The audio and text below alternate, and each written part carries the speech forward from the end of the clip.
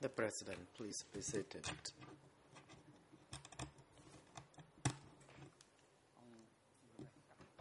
The court is now back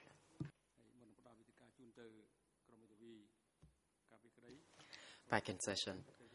Before we proceed to counsels for the accused, we would like to ask whether fellow judges of the bench wish to have some questions to the witness. If so, you may proceed. Judge Lavian, you may proceed. Merci, Monsieur le Président. Thank you very much, Mr. President. Good afternoon, Mr. Rokov. My name is Judge Jean-Marc Laverne. I have a few complementary questions to put to you in follow-up to those which have already been asked. I wish to return to an episode that has been discussed extensively. It occurred at the Ministry of Information. Now, in order to make sure that we are all on the same page, can you please tell us exactly where the Ministry of Information was located? And can you please tell the court if the building is still standing to this day?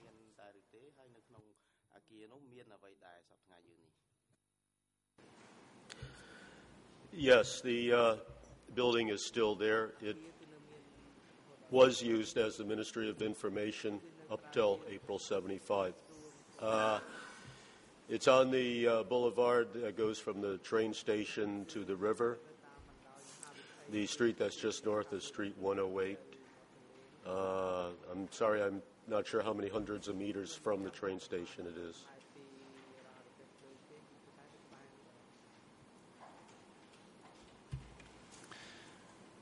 Tous les événements.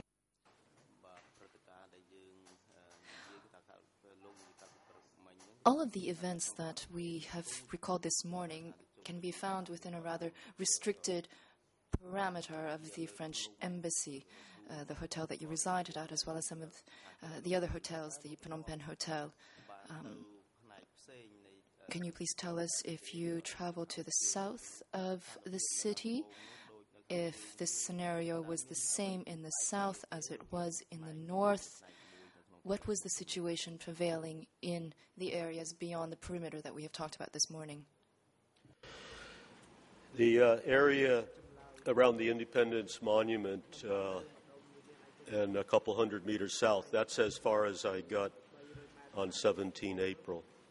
I had been much further south, going towards Tak Mau in the days prior to that, where there was massive evacuation of hundreds of thousands of people moving towards the center of Phnom Penh because of the shelling from the other side of the river, and the Khmer Rouge were approaching the bridge. On the 17th, as I said in my earlier testimony, when I got a little ways south of Independence Monument, the troops, Khmer Rouge soldiers, headed north, were really dirty, bad mood, and seemed I did not feel safe going any further south than where I was, so I turned around and went north. Vous avez... Today, you described before the court a change in atmosphere. In the morning, there was a sort of joy and euphoria over the end of the war, and then the mood quickly changed. To your mind, did the shift in atmosphere happen abruptly?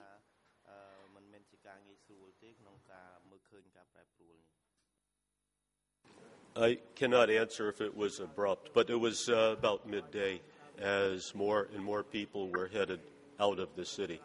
It was especially noticeable to me while detained by the Japanese bridge. The large number of people headed north along the highway. Nobody smiling, very somber mood. It was not like in the first hour or two of liberation when there were many smiles. People were glad the war was over.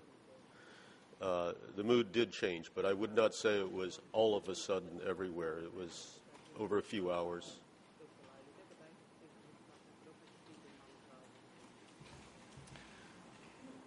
Monsieur Rokoff. Mr. Rokov, did you ever hear about a person called Mget Torah and the Monasio movement, the nationalist movement? Did you ever hear anything about such matters? This movement I heard about afterwards, sometime after leaving Cambodia, just through the writing of other journalists. And they wwere considered phony Khmer Rouge, not genuine.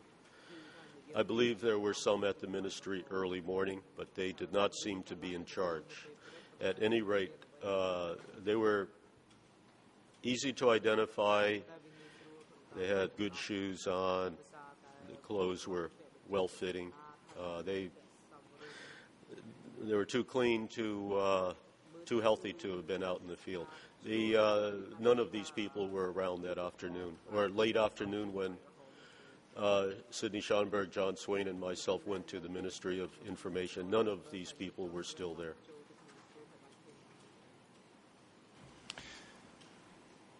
Monsieur le témoin, Mr. Witness, did you go to the Ministry of Information once, or did you go twice on April 17, 1975? Did you go to the ministry in the morning or in the afternoon? Both. I went in the morning as the first group of Khmer Rouge were rushing up the steps into the entrance with their weapons. And you can tell that was in the morning by the direction of the shadows in my photograph. And the shadow goes from east to west. And then the afternoon, late afternoon, after 4 o'clock, maybe around 5, the shadow goes from the west to east. So, yes, I made 2 separate trips, 2 completely different reasons. The second trip to the ministry was because I was told to go there. alors, précis. Were you told exactly why you had to travel to the Ministry of Information? That we were to go to the ministry was probably told to Dith Prawn, who told Sidney Schonberg that we would be going to the ministry. At first, I was thinking we would have to walk, but a truck pulled up outside, and we were told to get in. So I assume it was an arranged ride.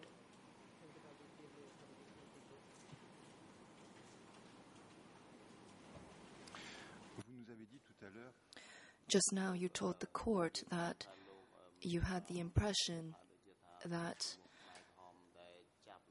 of the Khmer Rouge who detained you, some were in contact with their superiors, and that was why you were eventually released. In your opinion, was it the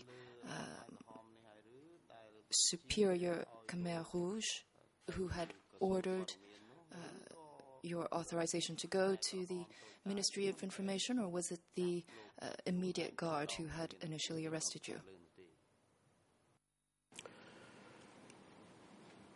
Well, I don't believe it would be the Khmer Rouge who initially arrested us at the Prekhet Milia Hospital, because there were obviously higher-ranking Khmer Rouge that they brought us to and who had control of us under the Japanese bridge.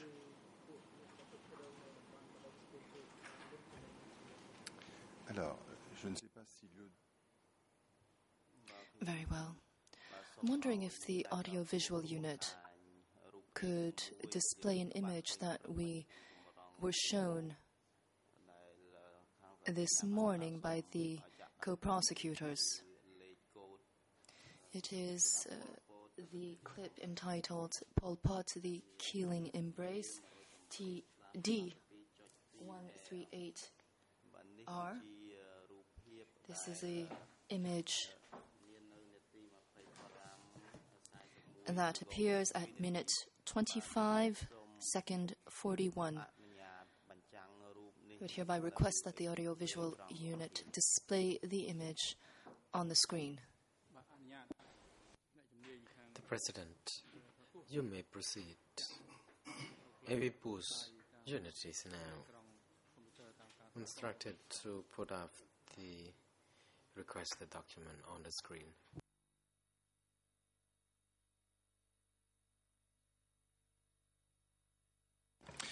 Alors, monsieur le témoin, est-ce... Mr. Witness, do you recognize this image? Are you the person who took this photo? Yes, I am. That is a photograph I took in the morning, the front entrance to the Ministry of Information.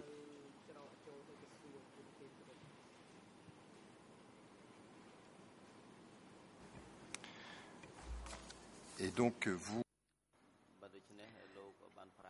And you told us that this photograph was taken in the morning and not the afternoon. Is this correct? Correct.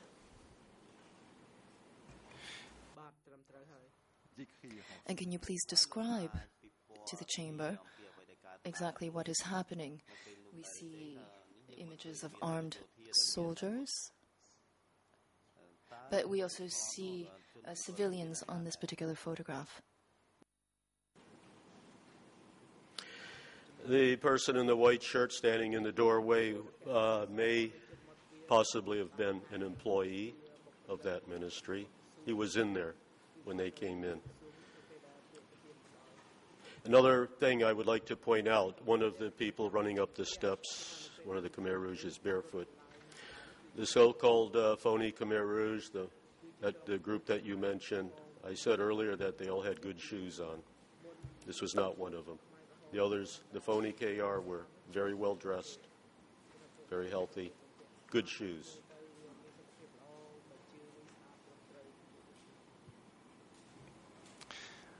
Alors, I would point out that the parties have been informed of a certain number of photographs that belong to the public domain. They can be retrieved through search engines that I will not identify. And I would hereby request that this photograph, number 4, be given to the witness and also projected on the screens. The President, indeed, you may proceed.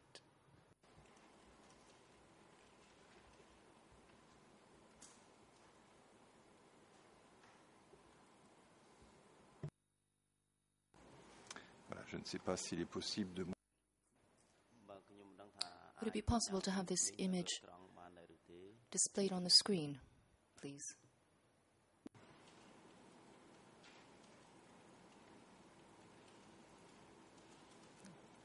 Voilà, est-ce qu'il serait possible d'avoir l'image en entier? Would it be possible to display the entirety of the image?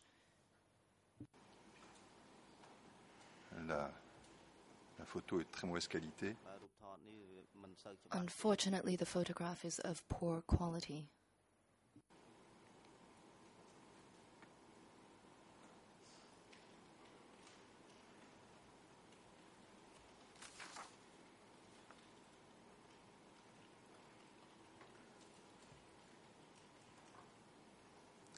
Apparemment, il y a quelques difficultés. There appears to be a few technical difficulties. Nevertheless, I believe that all parties have access to this particular document.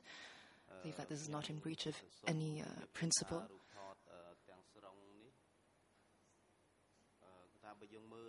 I would just indicate that the photo actually does depict a sign identifying the Ministry of Information. Do you recognize this photograph, Mr. Rokov? I recognize it as a photograph I took, although it is not the complete photo. It's been cropped considerably, edited down, and reproduction is not good. But yes, it is from my original photograph.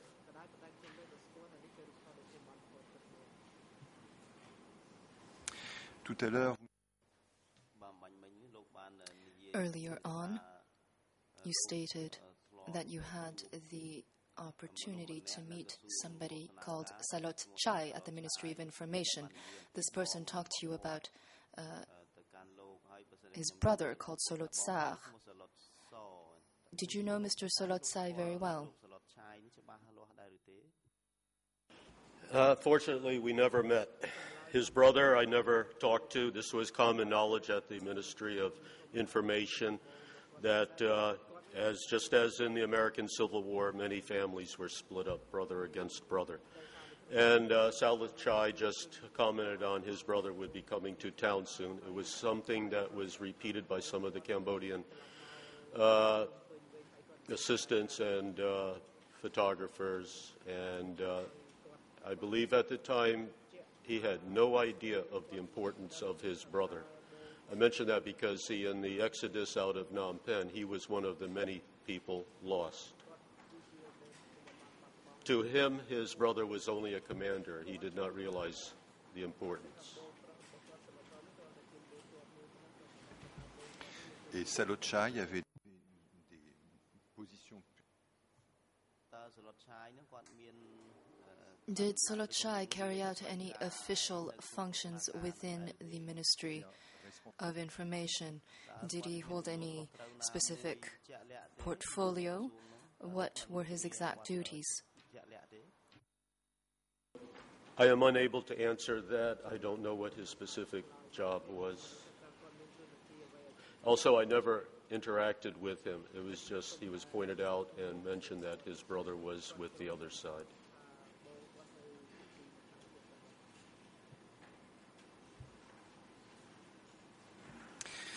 J'aimerais maintenant que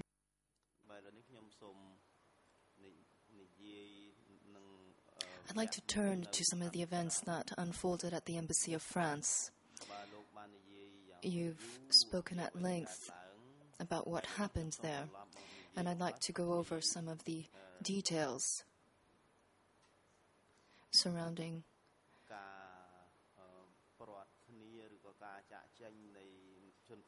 the separation between Cambodians and other people seeking asylum at the Embassy of France. How did this happen? Were there any special instructions that were issued?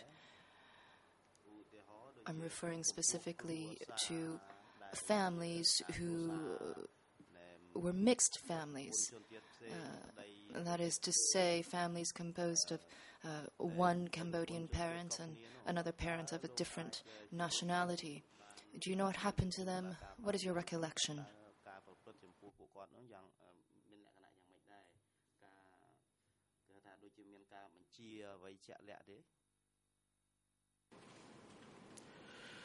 I have no knowledge of what happened after some of these people left the embassy or were forced out, but I recall things that happened within the embassy prior to their being put out. One tragic case was a French woman with a Cambodian husband, and the Khmer Rouge originally said he could not go, even though he had papers and they were married. They said he had to leave, could not go out with his wife. About 10-15 minutes after he physically walked out of the embassy with other people, then the Khmer Rouge changed their mind and said he could stay. And it was too late for the woman and her children because the husband was gone.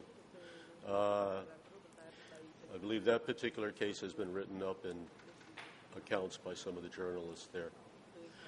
There were people who had to leave just because they did not have any kind of proper documentation. There were some people that were able to leave, were able to survive because of false documents, some provided by the French. They saved some lives. But the tragedy of the woman who was told her husband can stay 10 or 15 minutes after he walked out the gate, that was horrible.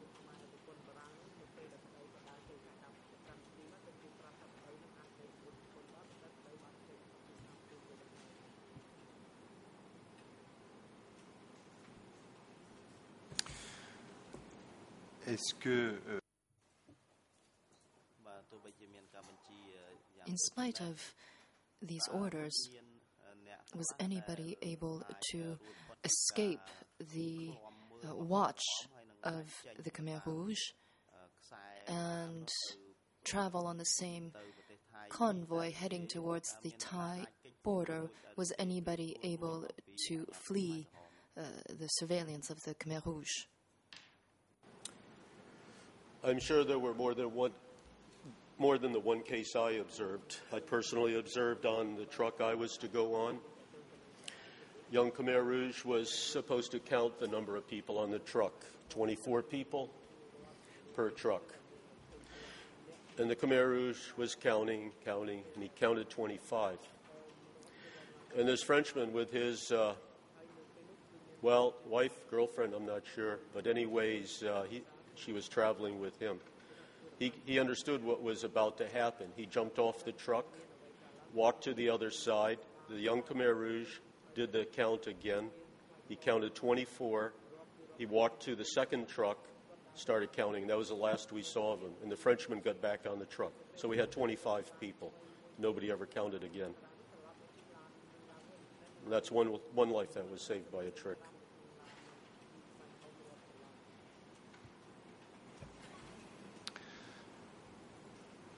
Est-ce que, à votre connaissance, To your knowledge, were any foreigners spared from the evacuation plan, or did the evacuation plan apply to everyone? Did you see any diplomats from the communist bloc, for example? Yes, the East Germans were forced out of their embassy at gunpoint by the Khmer Rouge, sent to the French embassy, and they were very upset at the conditions. Also, they had to give up their cases of gourmet food and pâté and sausage, and they'll put it into the common food stock. They were very, very bitter, and a lot of us were laughing at them about their attitude. But they had to leave most of their food in the common food store for all of us. We had a very socialized kitchen arrangement for 3 weeks.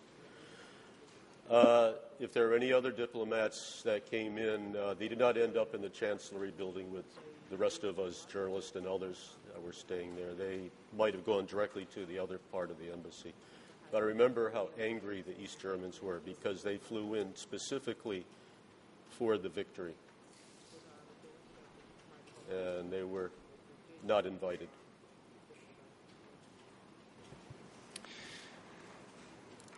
lorsque les Cambodgiens When the Cambodians who had sought asylum within the French embassy compound had to leave,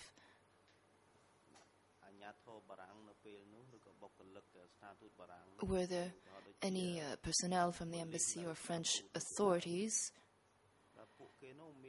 who took concrete action to leave the embassy?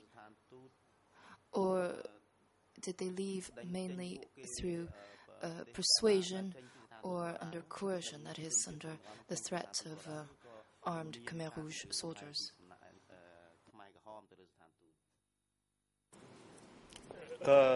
Unauthorized people were ordered out by the Khmer Rouge, and they threatened to come through and search for people.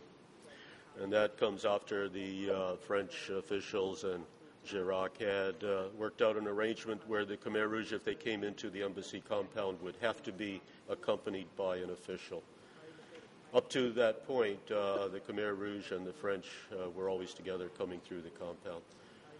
But the threat of moving through the embassy compound searching for illegals scared people, and so many of them may have left thinking there's safety in numbers and not wanting to be caught there alone. I cannot answer what motivated them, but there were threats, there was fear. Est-ce que parmi les personnalités And among the Lon Nol figures who sought refuge at the French embassy, were some driven forcibly beyond the embassy? I was not present when Sisawa Sarikmatak was forced out, so I cannot answer what the scene was like. I'm sorry.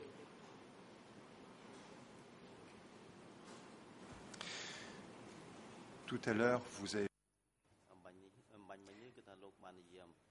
Earlier on, you stated that you heard gunshots during the departure.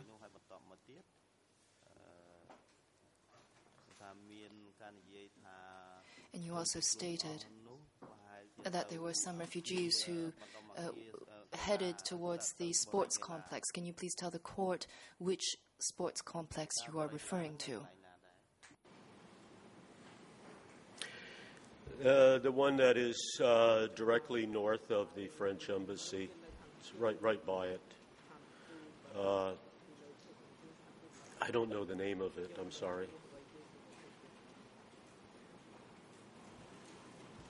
Sauf erreur de ma part, je crois qu'aujourd'hui... Unless I am wrong, I believe today it is referred to as the old stadium. Formerly it was referred to as the Stade Lambert. When you state that you heard gunshots, was that long after the departure of those Cambodian refugees? And were there many gunshots? What do you recall about such incidents? Not an excessive amount of gunfire. A few shots, a burst of 2 or 3, a few individual shots, maybe a burst a few seconds later of a bunch. But it was not unusual in bad weather, black clouds, dark storm clouds, and it was starting to drizzle, rain. It's not unusual to fire up into the sky, chases away the bad weather. That happens often. And but I thought it was not going, they weren't shooting up into the sky. I couldn't figure out what they were shooting at, except for the ominous thought that hundreds of Khmer had just left the embassy within the past hour, and now this shooting.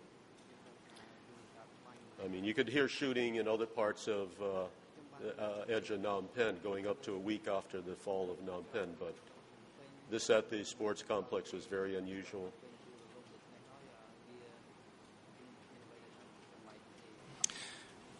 Monsieur le témoin, Mr. Witness, it appears that there's been some misunderstanding because you could have been requested to come with some photographs you took of those events well in advance. Unfortunately, that was not done at the right time. However, there are certain photographs of yours that are well known and that are found on the internet, and that is why I have requested that you be given some of these photographs and that those photographs be placed on the screen so that you can tell us whether you are the author of those photographs or not, and in order that you may also make your comments on those photographs if need be. I believe there may be 4 photographs, including one which was already shown to you this morning. That is a photograph taken in front of the Ministry of Information. So, with your leave, Mr. President, may I request that the witness be shown these photographs?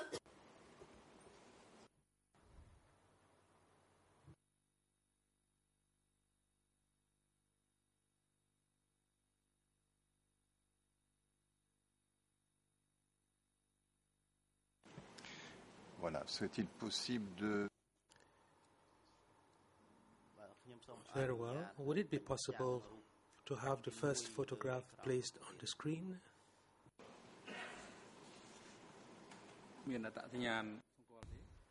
The President, is there any identification number on the document? Il s'agit d'un nouveau document. This is a new document. Since these documents are not on record. The only document on record was shown to the witness this morning, and that document was given to the court officer so that he could have it presented this afternoon at this hearing. So there is a first photograph showing a young soldier shouldering a gun. Alors, est-ce que le service technique dit... Voilà. That's it. Can you tell us whether this is one of your photographs? And can you also tell us what this photograph represents?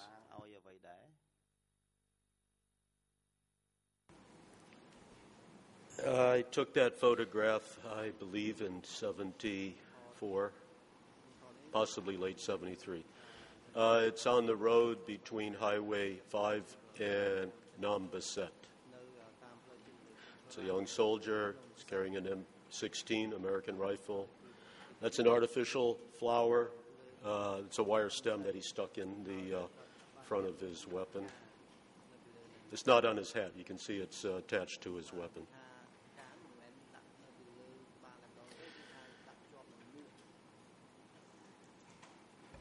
Alors, peut-être pourrions-nous passer à la... Very well. Let us now look at the next photograph, which also features a young soldier carrying a weapon. Please place that image on the screen.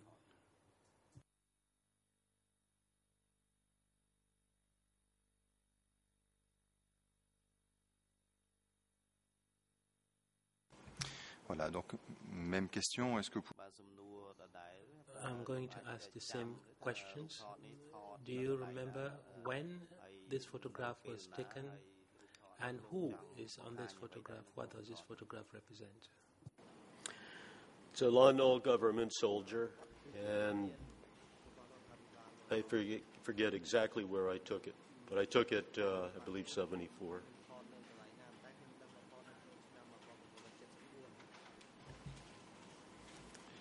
Vous nous avez dit ce matin... This morning, you told us that you observed that among the victims of that war were soldiers who were sometimes extremely young. Do you have a rough idea as to the age of this soldier on the photograph?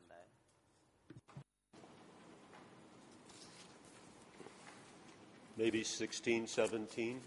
I doubt if he's older than 18.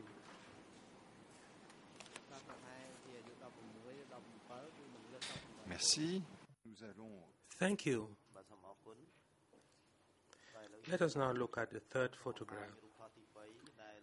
On it we find a road scene. Perhaps that photograph could also be placed on the screen. I think it is necessary.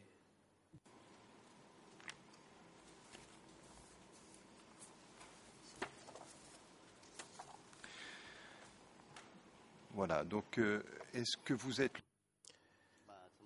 Very well. Are you the author of this photograph, and can you tell us what it represents? Particularly, tell us who is this person standing on the pavement to the left of the photograph?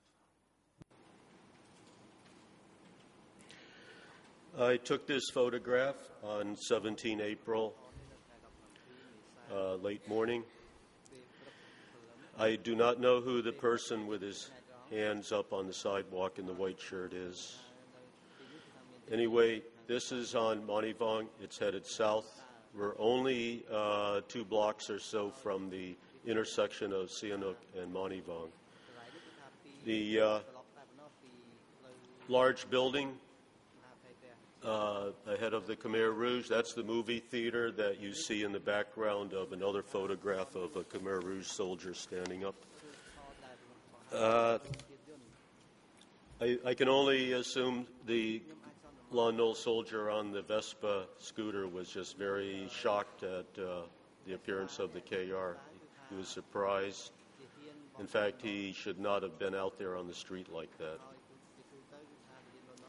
But we walked past, and I stayed at the intersection for the next maybe 45 minutes. That's where the huge pile of weapons that were confiscated were at. That's where I saw the soldiers being marched by towards the direction of Olympic Stadium. And this soldier, of course, the Khmer soldier, is barefoot. I was walking with a group of about a dozen, and I managed to walk a little to the left and get behind this guy in the midst of them, and that's how I was able to take this photo.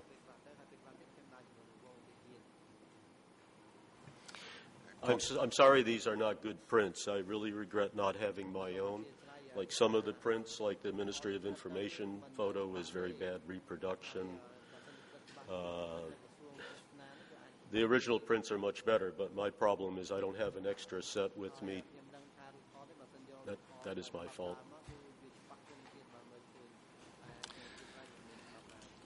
Quand nous regardons cette photo, on a l'impression... When you look at this photograph, you have the impression that the soldier we see to the right is alone. Was he alone, or he was part of a group of soldiers? He was part of a group. There were at least a dozen in this group I was walking with. You can't see them. If you saw the contact sheet of all the frames on the roll of film, you would see how the event proceeded. You would see the earlier shots. You would see where I moved into position to get this.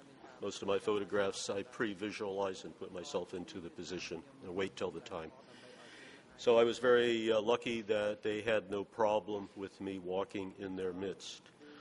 Another thing, I would not want to be standing around on a street corner by myself and have people bother me.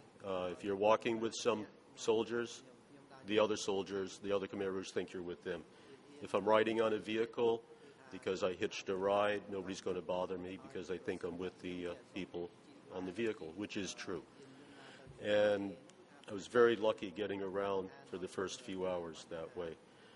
And then things changed completely when I was taken from the Calmet hospital. The Praket Milia hospital. Movement was coming to a halt. People were being told to leave the city. There was no more movement around Phnom Penh on the part of journalists.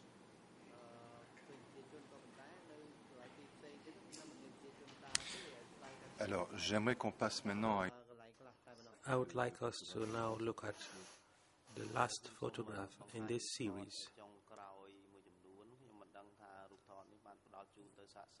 May I request the audiovisual technicians to show that photograph if they have it. This is a telegraph photograph that was given to the prosecutors by DC Cam.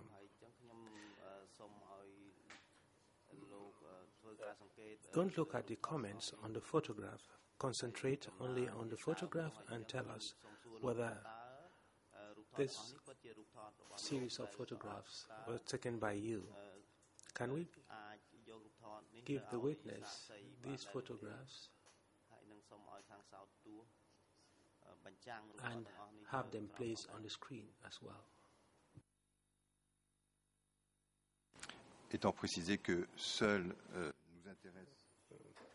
Let us bear in mind that only the photographs that are attributed to Mr. Rakov in the document in question.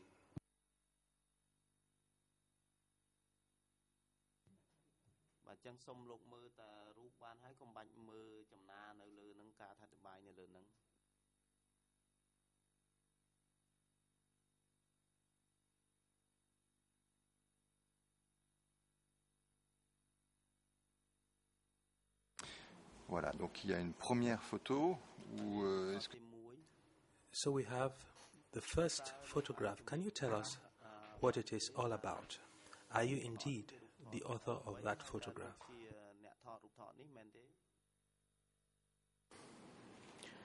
That is my photograph. I took that on 12 April 1975. This is the site of the U.S. Embassy evacuation. And that is not the embassy in the background. This is just the open field used for it. These are Marines that are part of the perimeter security, set up security around the edge of the area. And they would have helicopters come in, pick up people, and then the very last lift of helicopters these Marines got into and left.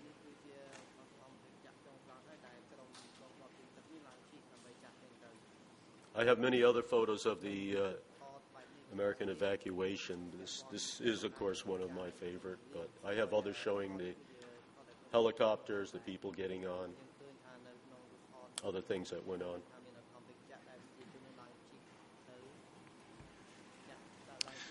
S'agissant de cette évacuation, Regarding that evacuation in general terms, do you recall whether instructions were given to all foreigners and American nationals to leave the country? Do you remember whether instructions were given only by Americans or instructions given by the so-called Funk or Grunk, as they were known then, that is the Khmer Rouge Authority?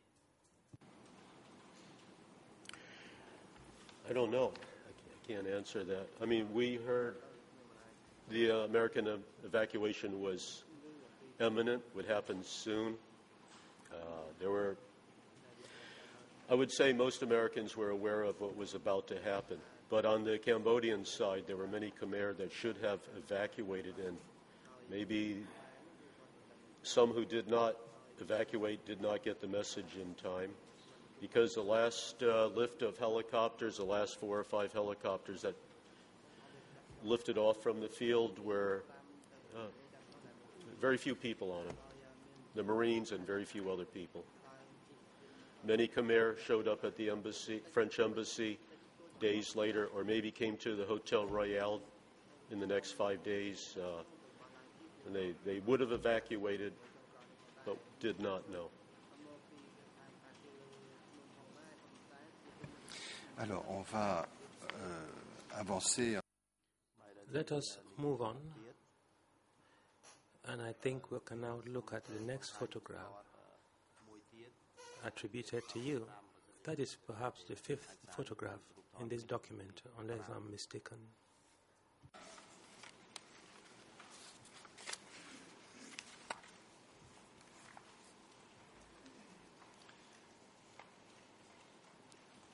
Voilà, donc si on peut également projeter cette photo sur l'écran. Perhaps that photograph could also be placed on the screen. Non, alors, ça doit être la photo. No, it must be the next photograph.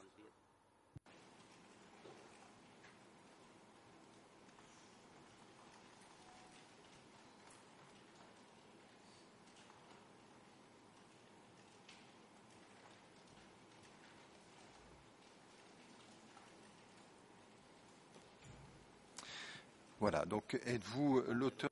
There we are. Are you the author of this photograph, Mr.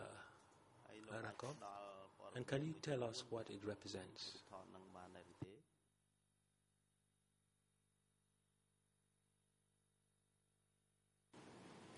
Yes, that is my photograph. I took that at the intersection of Manivong and Sihanouk Boulevard. The pile of weapons got very big over the next half hour or so. These are young kids that were pressed into service by the Khmer Rouge to help collect the weapons.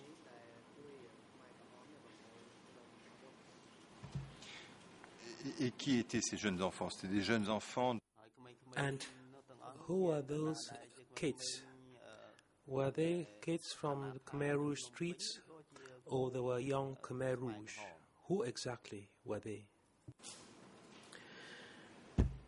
I feel they were just ordinary kids on the streets. There were many, many, many kids, homeless kids in Phnom Penh. These are too young to even be government soldiers. They're not. They're just pressed into service. And hesitate to use the word school children because the majority of children had no school to go to. No, they were put into service by the Khmer Rouge to collect the weapons from the soldiers.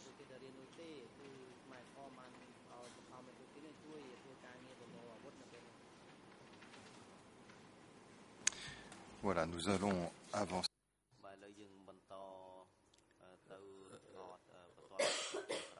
We shall now look at the last but one photograph in the series. May I also request that it be placed on the screen?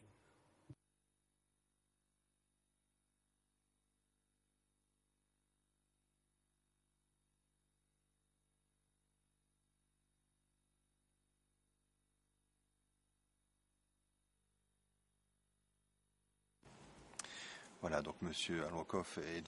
Well, Mr. Rokoff, are you also the author of this photograph? And can you describe the scene to us?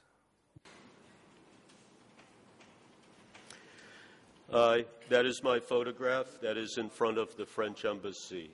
That is the gate that used to be at the French embassy, people climbing over. The Red Cross vehicle, which was pushed, they had gas, but the point is the Khmer Rouge don't want you driving. They'll let you push it. And you see all of the stuff in the vehicle. That vehicle was pushed from the Hotel Royal up to the French embassy, the Red Cross vehicle. And that is very late. It's quite dark. I mean, it's dimmer than it appears in the photograph. The smoke in the background is from an oil storage depot north of Phnom Penh that the Khmer Rouge set on fire the day before.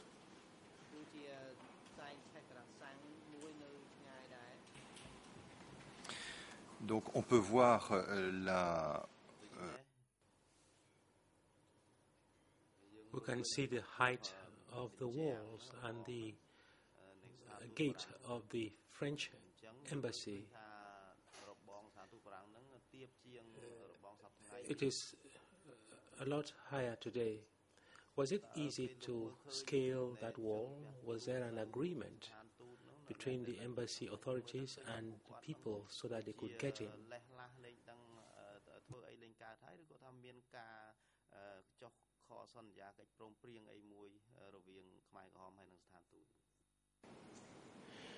I do not know about any agreement, but the French embassy was not pushing people out or stopping them from coming over. I think later on maybe they went through and tried to sort out who was who. The gate, which was easy to climb over, half of the gate is still at the French embassy. It's in the back. That is the namesake of Mr. Bizot's book, The Gate. And as you know, the wall is maybe 3 times higher now. You see the French tricolor in the background. This photograph is in color originally. It was reproduced as black and white. Alors on va maintenant arriver à la dernière photo. We shall now look at the last photograph in this series. And may I also request that it be placed on the screen?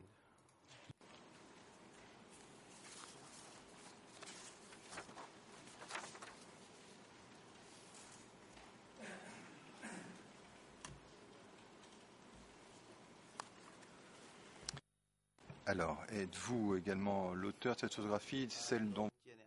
Are you also the author of this photograph? Is this the photograph you referred to a while ago? And what is this scene depicted on the photograph? This is not at the French embassy. This was sometime before the fall of Phnom Penh. This is a Lon Nol soldier who was shot in the head. He was brought to the Olympic Stadium where an emergency hospital had been set up. They were treating many, many hundreds of people on the basketball courts and so forth.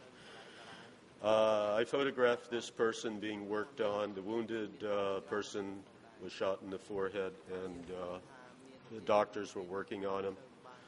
I have a picture when they pulled the plug on the suction device to drain his breathing tube, and he died. And this is his widow.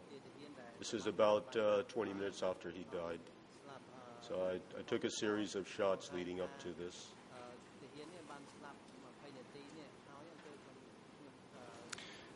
Donc ce que vous nous dites, c'est que ces photos n'ont pas été... So what you are telling us is that that photograph was not taken on the 17th of April, but shortly before then. Or did I not understand your testimony correctly? Maybe a month or two before April. This was not at the fall. This was sometime before. The final offensive by the Khmer Rouge started January. There were temporary facilities set up in many parts of the city, to include expanding the facilities at Olympic Stadium. They took many wounded there. And this is not to be confused with a wounded government soldier that was in the French embassy after the 17th. Those are other photos of another soldier that I took. D'une façon générale, Generally speaking,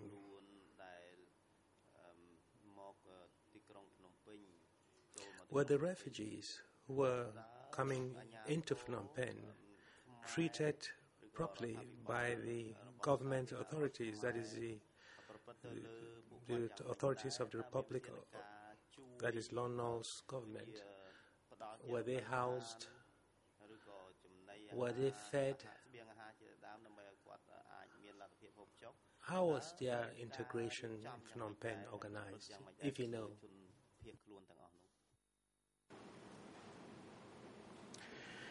There were many, many thousands of homeless refugees living on the streets and parks. These are refugees that did not go to the established refugee camps set up by, say, Catholic Relief Service, CARE, or World Vision. Most of the camps were outside of the city. A very unusual refugee camp was on the site of the Cambodia Hotel. The framework of the hotel was complete, but the rooms weren't set up.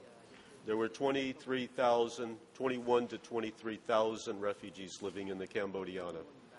The swimming pool that you people use nowadays was a huge septic tank. I remember the photo I took. I mean, it was nasty. There was corn being grown. They were trying to grow vegetables nearby. The World Vision would bring food in, try to feed them. But this was a miserable urban refugee camp of 20-some thousand people at the Cambodia. Most other camps were outside of town, where you really couldn't see what was going on. Very overcrowded. Many refugees chose not to go to the camps, the ones who thought they could get by in Phnom Penh. Sometimes they thought the camps were not safe because they were in contested areas. And often the Khmer Rouge and the government shells would land in the camps when they were fighting. But the Cambodia was the safest camp. It was in town.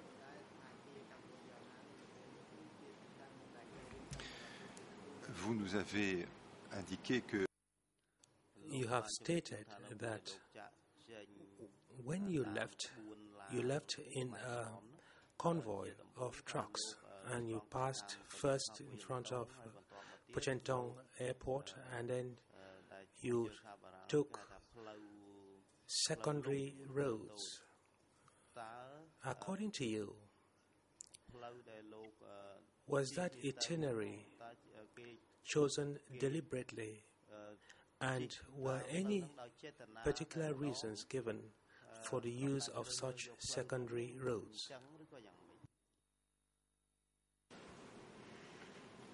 At the time, I did not think about that very much. Why? But I'm thinking because the mass of humanity that was thrown out of Phnom Penh went down the main roads like Highway 5. Highway 5 was north of here and it was very crowded. And yet the road we went on went west of Nambaset, whereas Highway 5 is east of Nambaset. That was the visual reference I had on the truck as to where we were. Obviously, the Khmer Rouge would not let us look at maps. They're not going to tell us where we're at. There were very few reference points, such as the hills of Udong and the Nambaset Hill. The Khmer Rouge had used these roads for quite a while because it was hard-packed trail, double trail, the width of the Chinese trucks, or Cambodian ox cart. Evidently, the Khmer Rouge would send young boys climbing the trees to pull the branches over the road, tie them together. It would provide overhead cover, green cover over the road from aerial surveillance. We crossed the stream. The stream probably would have been very deep in the rainy season, but there was like a rock roadbed under the stream. So the trucks didn't sink in the mud. We just crossed the stream. The tires were only a few inches into the water. I assumed in the rainy season when the water would be a few feet deep, you could still cross it because of the stone bed under the stream. It was very well done. You could see they had been using this route for quite a while. I did not see people in masses along that route. I said earlier that I did not see people executed or the signs of their being executed. But you could smell the death from a distance if the wind blew the right way. I could get whiffs of it, a scent of it. And also some of the Khmer Rouge didn't seem so angry or hostile. They were curious. Always people trying to get cigarettes off of us, always. And there was one there were a few Khmer Rouge that wanted to interact with the foreigners and were, I guess, pushed back or told to go back by their superiors. There was one Khmer Rouge I saw that really freaked me out. I was on the truck. We stopped waiting for permission to go through the next sector. And I'm just standing there looking out along with the other 23 people in the back of the truck, and this guy starts yelling, "Rakas, Rakas." I mean, he's calling my name, but I thought he's saying truck, truck, truck. And I looked, and here's this guy in black, and I had never, ever seen this guy in black. I recognized him. He was a desk clerk at the Hotel Royale, and I had always seen him in white. And for the first time, I saw him in black. And then when I looked at him, and we sort of recognized each other, and then he wouldn't come near me. He looked nervous about coming over to me. Oops. What'd I do? Can you hear me? Okay, sorry. I thought I hit something.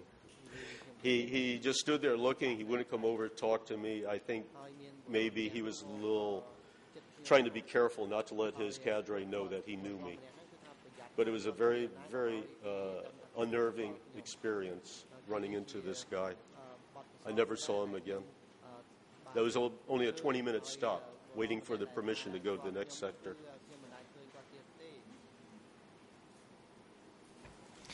Vous avez fait partie du premier ou du deuxième convoi qui... In which convoy were you, the first or the second? That is, the convoy of vehicles that left the French embassy. I did not hear that. In which of the convoys were you? The President, perhaps the battery on your headset is running out. Court officer is now assisting you.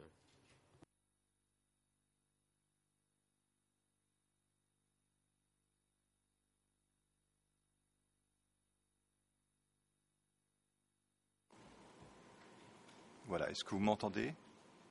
Can you hear me now? Je vous demandais... My question was whether you were in the first or the second convoy that left the French embassy and headed for Thailand. I was in the first truck of the second convoy.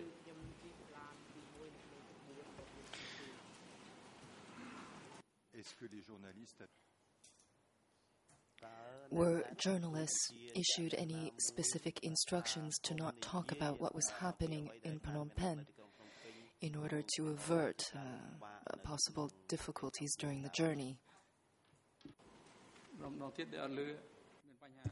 The President,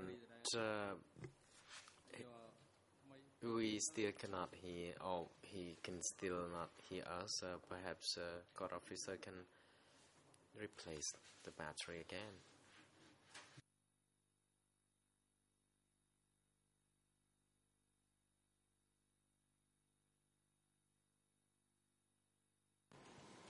M'entendez-vous? Sir, are you able to hear me? My question was if you were aware of any special instructions or orders given to journalists to not write any media articles about what was happening in Phnom Penh in order to avert and avoid any future difficulties. It's my understanding that there was a self-imposed embargo on stories about this situation and the foreigners that was self-imposed by the journalist on the first convoy. They would hold back on the stories about the French embassy, the foreigners here, until the second convoy got out. I don't know the politics of who violated it first, but there were some journalists that jumped the gun and did stories before the second convoy got out. When the second convoy got to the Thai border, I think most of the stories had already been written and already out there by the first batch of journalists that got out. But the only word we had about the journalists getting out was brief mention on BBC, and we thought, good, if they got out, chances are we're going to get out also. So it was just a matter of waiting a few days till the trucks got back. But that was good news, hearing on the BBC that the first group got out, but there was mention of an embargo until the second or the last of the foreigners got out.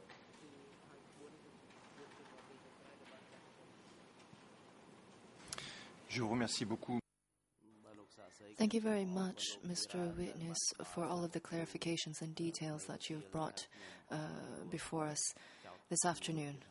On that, I have no further questions for you. Thank you very much, Mr. President. The President, thank you, Judge Levin, and thank you, Mr. Witness.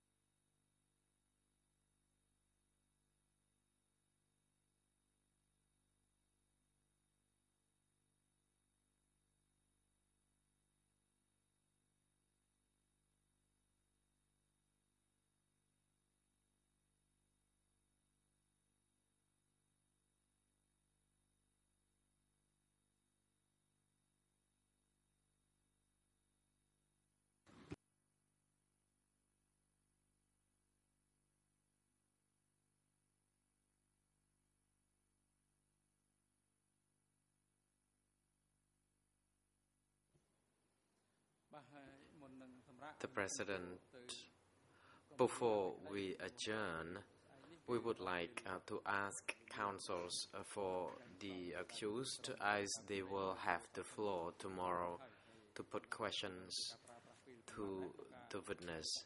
Can you please advise the chamber as to how much time would you need to put questions to the witness, starting from counsels for Mr. Nunjie first? Mr. President, I anticipate questioning for about half an hour.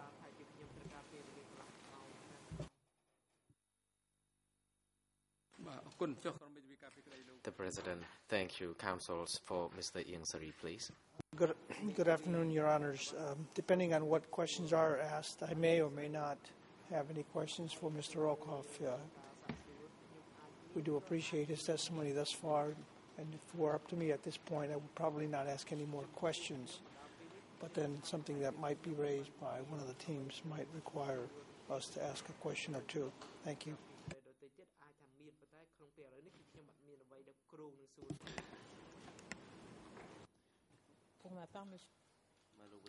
Mr. President, I believe that I would require anywhere between 20 to 30 minutes, and of course, that is contingent on the questions that will have been asked previously. The President, thank you, councils, for the indication of time needed. Mr. Witness, since it is now the time for today's adjournment, the Chamber will adjourn, and we thank you very much indeed for your time. We do need you to come back tomorrow as well.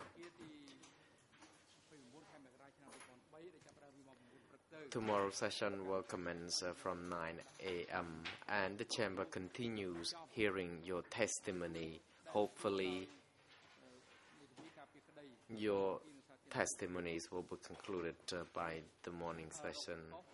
Mr. Rockoff, as I already mentioned that your testimonies have not yet come to an end, we would like to hear you for tomorrow's session. So please come back to the courtroom at 9 a.m. Court officer is now instructed to assist with the Westsu unit to ensure that Mr. Rockoff is well assisted during the adjournment and to make sure that he is returned to the courtroom by that time.